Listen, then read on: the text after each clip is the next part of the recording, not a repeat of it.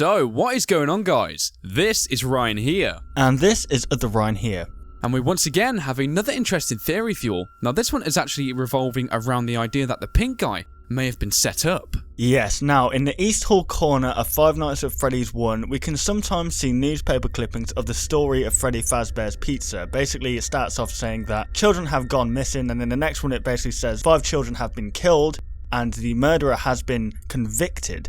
But Yes. as we know in Five Nights at Freddy's 3, the purple guy is actually in Springtrap. So who was convicted? It does make you think, yeah, and I think a very important minigame is the Foxy one, as I've said before, which is where we kind of see, in the third run of the Foxy minigame, we see this pink guy kind of stood in the corner, don't we? Yes. Yeah, and he looks very dazed, and he definitely doesn't look like, should we say he's with it in quotation marks. Yeah. And when we're playing as the Foxy character and we're instructed to run into the other room, on the third and final run, we actually see 5 dead children, and it's just very interesting the fact that there's this pink guy purposely placed in this corner, and as we run through, well, I presume one of the party rooms it would be, we uncover these 5 dead children, which is ironically the same number that's actually in the newspaper clipping, so it must be possibly from the same event. I was thinking that, why would you stand next to a crime scene that you've just committed 5 murders on? It doesn't really make sense. Like, in the minigame, if Scott was to suggest that it was the purple guy and he got away, maybe he would show the purple guy outside the establishment, like outside the box, confinements, like running away or something. But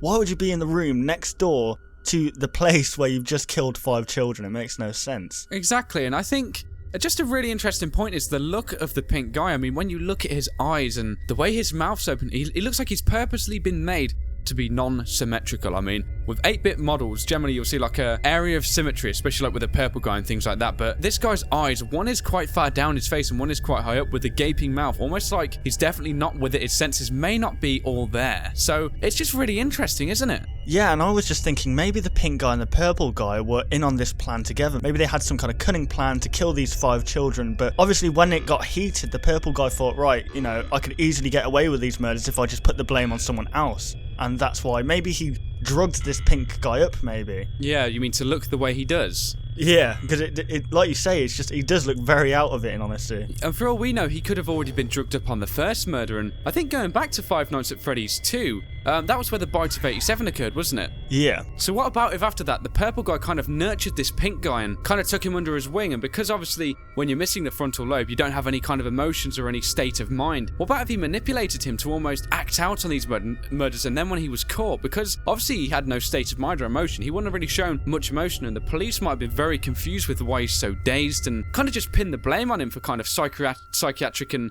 just psychotic reasons, maybe. Yeah, they do say that the most serial killers have this frontal lobe missing, because that's obviously the part of the brain where that emotion cares almost, yeah. Yeah, emotion functions. So yeah, like you said, if he was to be like emotionless almost, like, yeah, he would probably be convicted as a murderer. Exactly, yeah, because it just kind of all the signs would point to him, wouldn't it? I mean, maybe the other purple guy. I mean, actually, let's think about this. In Five Nights at Freddy's 3 on night 5, we can clearly see that the purple guy is definitely, in bracket marks, well, in quotation marks, should I say, with it. Because when the 5th child seems to kind of intimidate him, he's very alert and he's very kind of shooing it away, showing he's got a kind of a sense of what's going on and a knowledge and things. And, the way this guy seems to just stand so dazed and just, he looks so out of it. He could be the most sinister character in this series and no one would even know about. And just because of, if he is missing the frontal lobe and it does turn out that this guy's the victim of the bites of 87, then he won't be able to show emotions just on anything he's done. Yeah, that does make sense, actually, yeah. Yeah, exactly. And I think the most important thing as well is in the Foxy minigame on the third run, why would you want to stand so close to the crime scene you've committed? It doesn't make sense. You'd just move out of the way, or you'd definitely hide at least, wouldn't you? Yeah, exactly. That's what I mean. Like, he's got to be at least drugged up or something. God knows. It makes me think he's definitely senseless in this scenario. He definitely doesn't know what's going on. Yeah, probably everything around him is just too overwhelming, or if he is missing his frontal lobe, he just does not even have a clue what the heck is going on.